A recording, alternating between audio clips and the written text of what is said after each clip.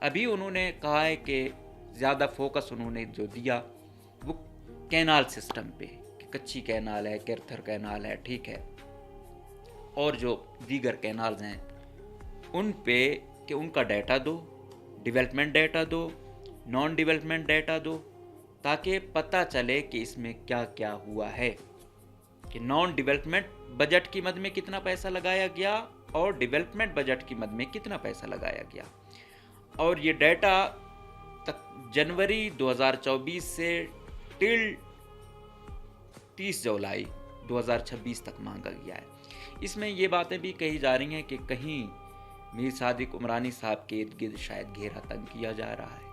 گھیرا تنگ کیا جا رہا ہے مطلب وہ اور ڈیزرو کرتے ہیں، جس طریقے کی انہوں نے منسٹری شپ چلائی ہے وہ یہ ڈیزرو نہیں کرتے.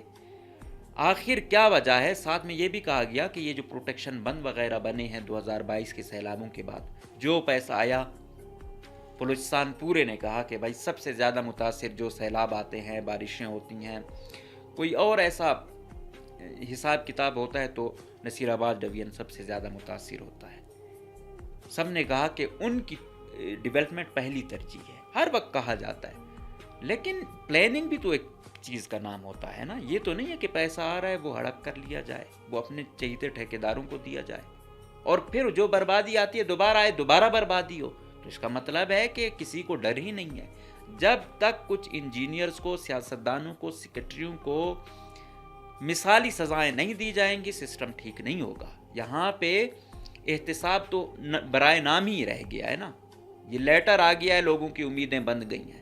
اب آپ یہ دیکھیں کہ یہ لیٹر بھی تب آیا ہے حرکت میں کہ وہاں سے حکومتی ایم پی اے جماعت اسلامی کے انجینئر عبدالمجید بادینی صاحب، جو ایس این جے ڈی کے پارلیمانی سیکرٹری ہیں، انہوں نے وہ کیا کہ بھائی صادق عمرانی صاحب نے کربلا بنایا ہوا علاقے کو.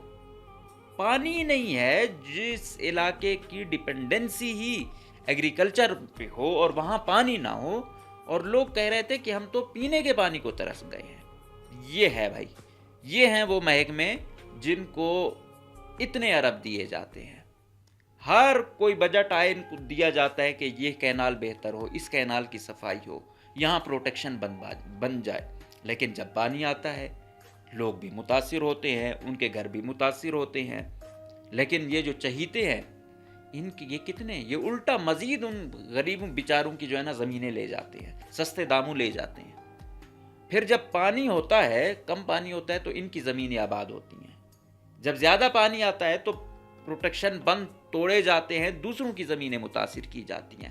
کتنی مرتبہ ہم کہہ چکے ہیں کہ اریگیشن کی منسٹری، محکمہ آبپاشی کی منسٹری نصیر آباد والوں کو نہ دی جائے، کیونکہ ان کے سیاسی مفادات بھی اس سے جڑے ہوئے ہیں، ذاتی مفادات بھی جڑے ہوئے ہیں، اکانومیکل مفادات بھی جڑے ہوئے ہیں.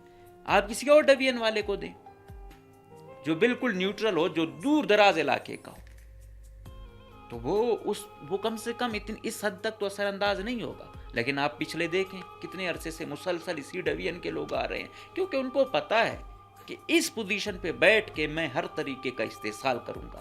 ہونا کیا چاہیے اگر کوئی انسانوں کا معاشرہ ہوتا کہ یار میں اس حلقے کا ہوں، میں اس ڈویژن کا ہوں، میں وہاں سے آیا ہوں، مجھے ایک ایک چیز کا دراک ہے، میں زمیندار بھی ہوں، تو میں کوشش یہ کروں گا کہ منسٹری میرے دور میں ایسی منسٹری بنے گی جو وہ ٹرینڈ سیٹ کرے گی کہ باقی کے لوگ جو آئیں گے وہ کہیں گے کہ میں نے اتنا کام کیا اور اتنا بہترین کام کیا، اگر کوئی نقصان ہوا تو میرا ہوا یا میرے لوگوں کا ہوا، جو فائدہ ہوا وہ میرے مخالف لوگوں کو ہوا، مخالف قبیلے کا ہوا.